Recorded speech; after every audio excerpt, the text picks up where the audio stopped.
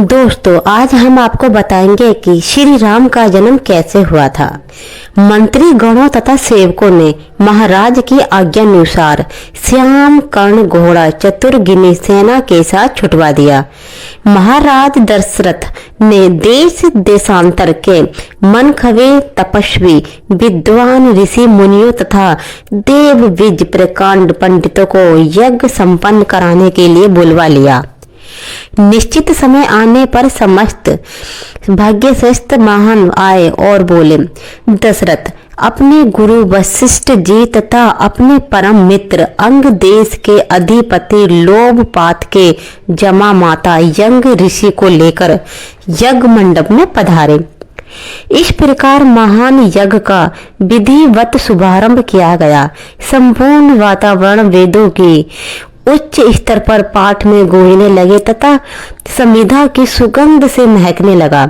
समस्त पंडितों, ब्राह्मणों, ऋषियों आदि को यथोचित धन धान्य गो आदि भेंट करके सादर विदा करने के साथ यज्ञ की समाप्ति हुई। राजा दशरथ ने यज्ञ के प्रसाद चरा को अपने महल में ले जाकर अपनी तीनों रानियों में वितरित कर दिया। प्रसाद ग्रहण करने के बाद परिणाम स्वरूप परम पिता परमात्मा की कृपा से तीनों रानियों ने गर्भ धारण किया। जब चैत माह के शुक्ल पक्ष की नवमी तिथि को पुनर्वस नवस्त्र में सूर्य, मंगल, शनि, बृहस्पति तथा शुक्र अपने अपने उच्च स्थानों पर विराजमान थे, करक लगन का उदय होते ही महाराज दशरथ की बड़ी रानी कौशल्या के गर्भ में एक शिशु का जन्म हुआ, जो कि श्याम वर्ण अत्यंत तेजोमय, परम कांतिवान तथा अद्भुत सौभाग्यशाली था। उस शिशु को देखने वाले ठंगे से रह जाते थे। इसके पश्चात शुभ आंखों का शुभ घड़ी में महारानी केकई के एक और तीसरी रानी सुमित्रा के दो तेजस्वी पुत्रों का जन्म हुआ। संपूर्ण राज्य में आनंद मनाया जाने लगा। महाराज के 4 पुत्रों के जन्म के उल्लास में गाना बजाना सब कुछ होने लगा और नाचने लगे। सभी देवताएं अपने विमानों में बैठकर पुष्प वर्षा करने लगे। महाराज ने उन्नत मुख हस्त से राजद्वार पर आए हुए भाट चारण का आशीर्वाद देने वाले ब्राह्मणों और याचकों को दान दक्षिणा दी। पुरस्कार में प्रजाजनों ने धन धान्य तथा दरबारियों को रत्न आभूषण तथा उपाधियां प्रदान की। चारों पुत्रों का नामकरण संस्कार हुआ। महर्षि वशिष्ठ के द्वारा कराया गया तथा उनके नाम रामचंद्र, भरत, लक्ष्मण तथा शत्रुघ्न रखे गए। आयु बढ़ने के साथ साथ रामचंद्र गुणों में भी अपने भाइयों से आगे बढ़ने तथा प्रजा में अत्यंत लोकप्रिय होने लगे। उनमें अत्यंत विलक्षण प्रतिभा थी। उनके परिणाम स्वरूप अल्पकाल में ही वे समस्त विषयों में पारंगत हो गए। उन्हें सभी प्रकार के अस्त्र शस्त्र को चलाने तथा हाथी, घोड़े एवं सभी प्रकार के वाहनों की सवारी में उन्हें असाधारण निपुणता प्राप्त हो गई। वे निरंतर माता पिता और गुरुजनों की सेवा में लग गए। उनका अनुसरण शेष 3 भाइयां भी करते थे। गुरुजनों के प्रति जितनी श्रद्धा भक्ति इन चारों भाइयों में थी, उतनी ही उनमें परम प्रेम और सौदर्श भी था। महाराज दशरथ का हृदय अपने चारों पुत्रों को देखकर गर्व और आनंद से भर उठता था। जब दशरथ अपने पुत्रों को देखते तो उन्हें देखते ही रह जाते थे। विश्वामित्र का आगमन। अयोध्यापति महाराज दशरथ के दरबार में यथोचित आसन पर गुरु वशिष्ठ, मंत्री गण तथा दरबारी गण बैठे हुए थे। अयोध्या नरेश ने गुरु वशिष्ठ से कहा, हे गुरुदेव, जीवन तो क्षण भर है और मैं वृद्धावस्था की ओर अग्रसर होते जा रहा हूँ। राम, भरत, लक्ष्मण और शत्रुघ्न चारों ही राजकुमार अब वयस्क हो चुके हैं। मेरी इच्छा है कि इस शरीर को त्यागने से पहले राजकुमारों का विवाह देख लूं। अतः आपसे निवेदन है कि इन राजकुमारों के लिए योग्य कन्याओं की खोज करवाएं। महाराज दशरथ की बात पूरी होते ही द्वारपाल ने ऋषि विश्वामित्र के आगमन की सूचना दे दी। स्वयं राजा दरबार में दशरथ के द्वार से जाकर विश्वामित्र की अवस्था की। उन्हें दरबार के अंदर ले जाया गया तथा गुरु वशिष्ठ के पास ही आसन देकर उसका यथोचित सत्कार किया। कौशल क्षेत्र पूछने के पश्चात राजा दशरथ ने विम्र वाणी में ऋषि विश्वामित्र से कहा, हे मुनि श्रेष्ठ, आपके दर्शन में मैं कृष्ण हूँ तथा आपके चरणों की पवित्र धूल से यह राज दरबार और संपूर्ण अयोध्या पुरी धन्य हो गई है। अब कृपया करके आप अपने आने का प्रयोजन बताएं। किसी भी प्रकार की आपकी सेवा करके मैं स्वयं को अत्यंत भाग्यशाली समझूंगा। राजा के विनयपूर्ण वचनों को सुनकर मुनि विश्वामित्र बोले, हे राजन, आपने अपने कुल की मर्यादा के अनुरूप ही वचन कहे हैं। इच्छा पूर्व वंश के राजाओं की श्रद्धा भक्ति गो ब्राह्मण तथा ऋषि मुनियों के प्रति सदैव ही है। मैं आपके पास एक विशेष प्रयोजन से आया हूँ। समझिए कि कुछ मांगने के लिए आया हूँ। यदि आप मुझे वांछित वस्तु देने का वचन दें तो मैं आपकी मांग आपके सामने प्रस्तुत करूं। आपके वचन न देने की दशा में मैं बिना कुछ मांगे ही वापस लौट जाऊंगा। महाराज दशरथ ने कहा, हे ब्रह्मा जी, आप निसंकोच होकर अपनी मांग रखें। संपूर्ण विश्व जानता है कि रघुकुल के राजाओं का वचन ही उनकी प्रतिमा होती है। आप मांग कर तो देखो, मैं अपना शीश काट कर भी आपके चरणों में रख सकता हूँ। उनके इन वचनों से आश्वस्त ऋषि विश्वामित्र बोले, राजन, मैं अपने आश्रम में एक यज्ञ कर रहा हूँ। इस यज्ञ के पूर्णाहुति के समय माचिस और सुबाहु नाम के 2 राक्षस आकर रक्त मांस आदि अब पवित्र वस्तु यज्ञ वेदी में फेंक देते हैं। इस प्रकार यज्ञ पूर्ण नहीं हो पाता। ऐसा वे अनेक बार कर चुके हैं। मैं उन्हें अपने तेज से श्राप देकर नष्ट भी नहीं कर सकता, क्योंकि यज्ञ करते समय क्रोध करना वर्जित है। मैं जानता हूँ कि आप मर्यादा का पालन करने वाले ऋषि मुनियों के हितैषी एवं प्रजावत्स राजा हैं। मैं आपसे आपके श्रेष्ठ पुत्र राम को मांगने के लिए आया हूँ, ताकि वह मेरे साथ जाकर राक्षसों से मेरे यज्ञ की रक्षा कर सके और मेरा यज्ञानुष्ठान निर्विघ्न पूरा हो सके। मुझे पता है कि राम आसानी के साथ उन दोनों का संहार कर सकते हैं। अतः केवल 10 दिनों के लिए राम को मुझे दे दीजिए। कार्य पूर्ण होते ही उन्हें सकुशल आपके पास वापस पहुंचा दूंगा। विश्वामित्र की बात सुनकर राजा दशरथ को अत्यंत विषाद हुआ। ऐसा लगने लगा कि अभी वे मूर्छित हो जाएंगे। फिर स्वयं को संभाल कर उन्होंने कहा, मुनिवर, राम अभी बालक हैं। राक्षसों का सामना करना उनके लिए असंभव है। आपके यज्ञ की रक्षा करने के लिए मैं स्वयं ही जाने को तैयार हूँ। विश्वामित्र बोले, राजन, आप तनिक भी संदेह ना करें कि राम उनका सामना नहीं कर सकते। मैंने अपने योग बल से उनकी शक्तियों का अनुमान लगा लिया है। आप निशंक होकर राम को मेरे साथ भेज सकते हैं। इस पर राजा दशरथ ने उत्तर दिया, हे मुनिश्रेष्ठ, राम ने अभी तक किसी राक्षस के माया प्रपोचों को देखा तक नहीं है और उसे इस प्रकार के युद्ध का अनुभव भी नहीं है।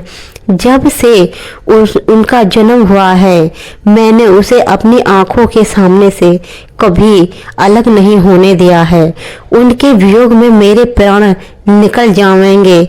आपसे विनय है कि कृपया करके मुझे ऐसा करने की आज्ञा ना दे। पुत्र मोह में गिरस्त होकर राजा दशरथ को अपनी प्रतिज्ञा से विचलित होते देख ऋषि विश्वामित्र आवेश में आ गए। उन्होंने कहा, राजन, मैं नहीं जानता था कि रघुकुल में अब प्रतिज्ञा पालन करने की परंपरा समाप्त हो गई है। यदि जानता होता तो मैं कदापि नहीं आता। लो मैं अब चला जाता हूँ। बात समाप्त होते होते उनका मुख क्रोध में लाल हो गया। विश्वामित्र को इस प्रकार क्रोध होते देखकर दरबारी व मंत्रीगण भयभीत हो गए और किसी प्रकार की अनिष्ट की कल्पना से वे कांप उठे। गुरु वशिष्ठ ने राजा को समझाया, हे राजन, पुत्र के मोह में ग्रस्त होकर रघुकुल की मर्यादा, प्रतिज्ञा पालन और सत्य निष्ठा को अलंकित मत कीजिए। मैं आपको परम श्रेष्ठ देता हूँ कि आप राम के बालक होने की बात को भूलकर एवं निशंक होकर राम को मुनि राज के साथ भेज दीजिए। महामुनि अत्यंत विद्वान, नितिन पूर्ण एवं अस्त्र शस्त्र के ज्ञाता हैं। मुनिवर के साथ जाने से राम की किसी प्रकार से भी अहित नहीं हो सकता। उल्टे वे उनके साथ रहकर अस्त्र शस्त्र विद्याओं और अत्यधिक निपुण हो जाएंगे तथा उनका कल्याण ही होगा। गुरु वशिष्ठ के वचनों से ऐश्वर्य होकर राजा दशरथ ने राम को बुला लिया। राम के साथ साथ लक्ष्मण भी वहां चले आए। राजा दशरथ ने राम को ऋषि विश्वामित्र के साथ जाने की आज्ञा दे दी।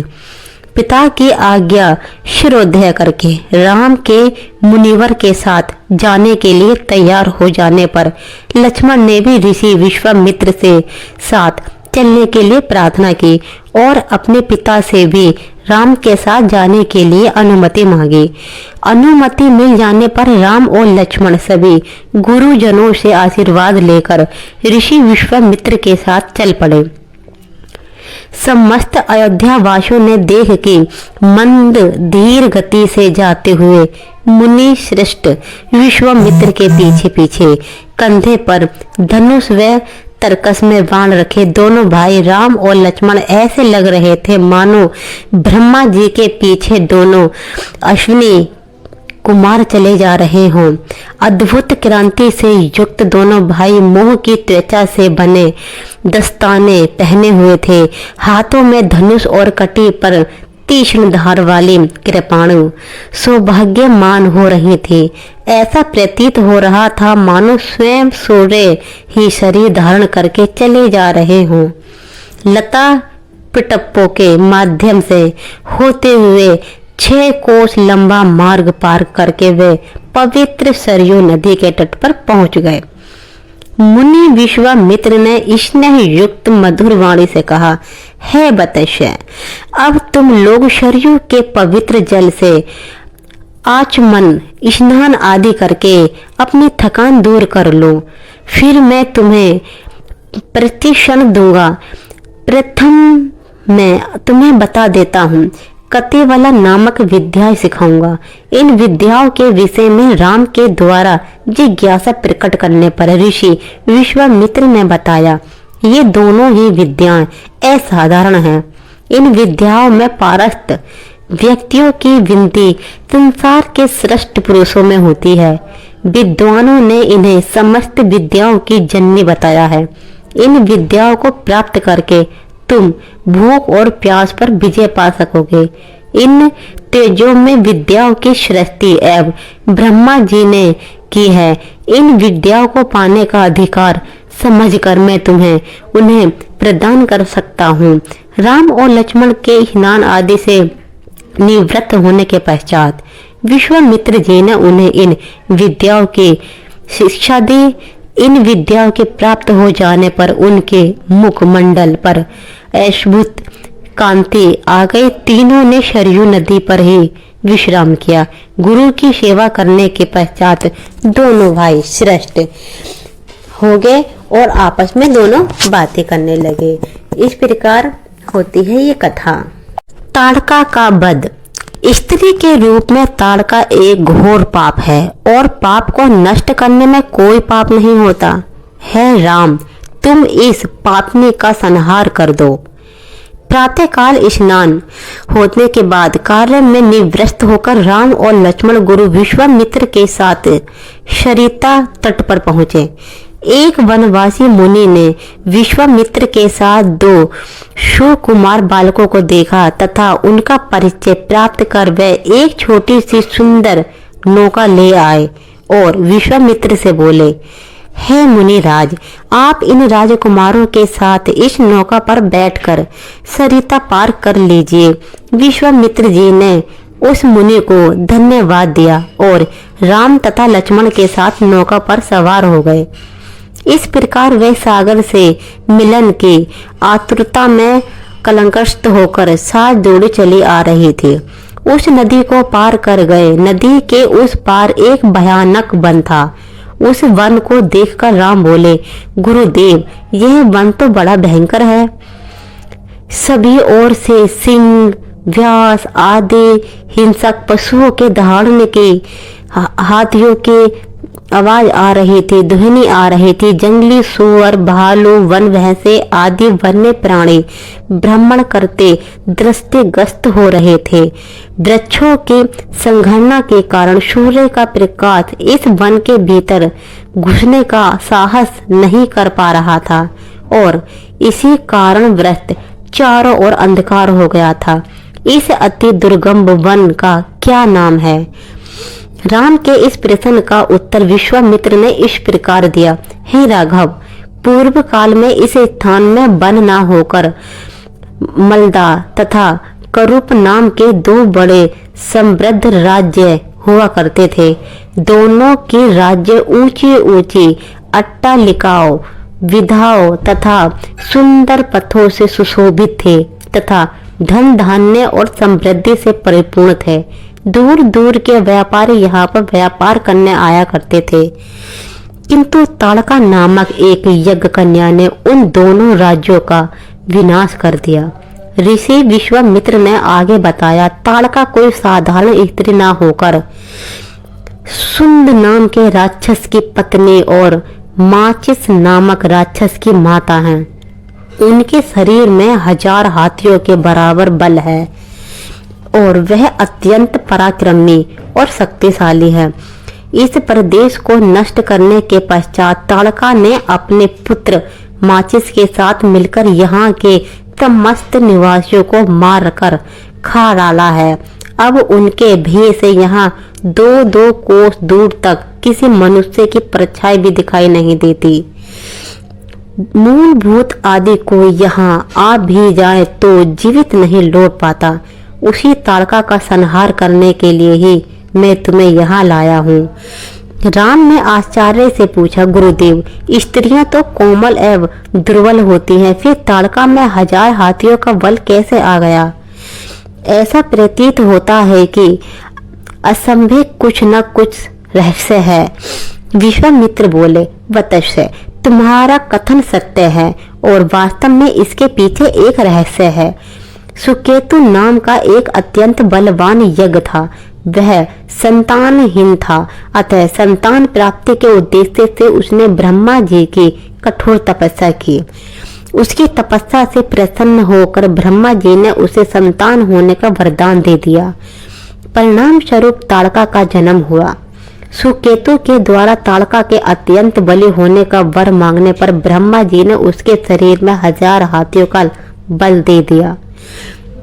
विवाह योग्य आयु होने पर सुकेतु ने ताड़का का विवाह सुंद नामक राक्षस से कर दिया और उससे माचिस का जन्म हुआ। मारिच भी अपनी माता के समान बलवान और पराक्रमी था। वह सुंद राक्षस का पुत्र होकर भी स्वयं राक्षस नहीं था, किंतु बाल्य काल में वह बहुत उपद्रवी था। ऋषि मुनियों को अकाल कष्ट क्या करता था। उनके उपदेशों से श्रस्त होकर एक दिन अग्रस्त मुनि ने उसे राक्षस हो जाने का शाप दे दिया। अपने पुत्र के राक्षस गति प्राप्त हो जाने से सुंद अत्यंत क्रोधित हो गया और अग्रस्त ऋषि को मारने दौड़ा। इस पर अत्यंत ऋषि ने शाप देकर सुंद को तत्काल भस्म कर दिया। अपने पति की मृत्यु का बदला लेने के लिए ताड़का भी अगस्त ऋषि पर झपटी। इस पर अगस्त ऋषि ने शाप से ताड़का का सौंदर्य नष्ट कर दिया और वह अत्यंत कुरूप हो गई। अपनी कुरूपता को देखकर और अपने पति की मृत्यु का बदला लेने के लिए ताड़का ने अगस्त्य मुनि के आश्रम को नष्ट करने का संकल्प किया है। अतः हे राम, मैं तुम्हें आज्ञा देता हूँ कि तुम ताड़का का वध करो। तुम्हारे अतिरिक्त इसका वध कोई भी नहीं कर सकता। अपने मन से यह विचार निकाल दो कि यह स्त्री है और स्त्री का वध मैं कैसे करूं। स्त्री के रूप में यह एक घोर पाप है और पाप को नष्ट करने में कोई पाप नहीं होता। समस्त संयम को त्याग कर मेरी आज्ञा है, तुम इस पापनी का संहार कर दो। राम ने कहा, गुरुदेव, आपकी आज्ञा मुझे स्वीकार है। समस्त मानवों के कल्याण के लिए मैं अवश्य ही ताड़का का वध करूंगा। इतना कहकर राम ने अपने धनुष पर बाण रखकर उसकी प्रतिज्ञा को कान तक खींचकर भयंकर टंकार किया। टंकार से उत्पन्न ध्वनि से समस्त वन प्रजस्त गूंजने लगे। वन्य प्राणी भयभीत होकर इधर उधर भागने लगे। इस प्रकार की अत्याशित बलवती मची देख ताड़का क्रोध से भर उठे। धनुष ताने राम को देखते ही इस विचार से कि कोई अपरिचित कुमार उसके साम्राज्य पर अधिकार करना चाहता है, वह क्रोध से पागल हो गई। राम और आक्रमण करने के लिए वह तीव्र गति से उन पर झपटी। ताड़का को अपनी ओर आते देखकर राम ने लक्ष्मण से कहा, हे सौमित्र, ताड़ के वृक्ष जैसी राम के विशाल और धनुष ताने राम को देखते ही इस विचार से कि कोई अपरिचित कुमार उसके साम्राज्य पर अधिपति करना चाहता है, वह क्रोध से पागल हो गई। राम पर आक्रमण करने के लिए वह तीव्र गति से उन पर झपटी। ताड़का को अपनी ओर आते देखकर राम ने लक्ष्मण से कहा, हे सौमित्र, ताड़ के वृक्ष जैसी विशाल और विकराल मुख वाले इस राक्षसी का शरीर इतना कुरूप है, इसकी मुख मुद्रा देखकर ही प्रतीत होता है कि यह बड़ी हिंसक है और निरीह प्राणियों की हत्या करके उनका रक्तपान करने में इसे बहुत आनंद आता होगा। तुम एक तरफ सावधान होकर खड़े हो जाओ और देखो कि कैसे इसे मैं अभी यमलोक भेजता हूँ। विकराल देह धारणी ताड़का अपने बड़े बड़े दांत चमकाती भुजाओं और फैलाए हुए द्रुतगामी बिजली की तरह राम और लक्ष्मण पर अत्यंत तीव्रता के साथ झपटी। राम इस भयंकर आक्रमण के लिए पहले से ही तत्पर थे। उन्होंने शिष्ट बाण चलाकर उसके हृदय को छलनी कर दिया। उसके वक्ष स्थल से गरम गरम रक्त की धारा प्रवाहित हो रही थी। वह आक्रमण करने के लिए पुनः टूट पड़े। इससे पूर्व ही राम ने एक और बाण चला दिया जो सीधे उसके वक्ष में जाकर लगा। वह पीड़ा से चीखती हुई चक्कर खाकर भूमि पर गिर पड़ी और अगले ही क्षण उसके प्राण निकल पड़े। राम के इस क्षण कौशल और ताड़का की मृत्यु से ऋषि विश्वामित्र अत्यंत प्रसन्न हुए। उनके मुख से रामचंद्र के लिए आशीर्वाद निकलने लगे। गुरु की आज्ञा से वहीं पर सभी ने रात्रि व्यतीत की। प्रातः काल उन्होंने देखा कि ताड़का के आतंक से मुक्ति पा जाने के कारण उस वन की भयकरता और विकरालता समाप्त हो चुकी है। कुछ समय तक उस वन की शोभा निहारने के उपरांत स्नान पूजन से निवृत्त होकर महर्षि विश्वामित्र के आश्रम की ओर चल पड़े थे। इस प्रकार श्री रामचंद्र जी ने ताड़का का वध कर दिया।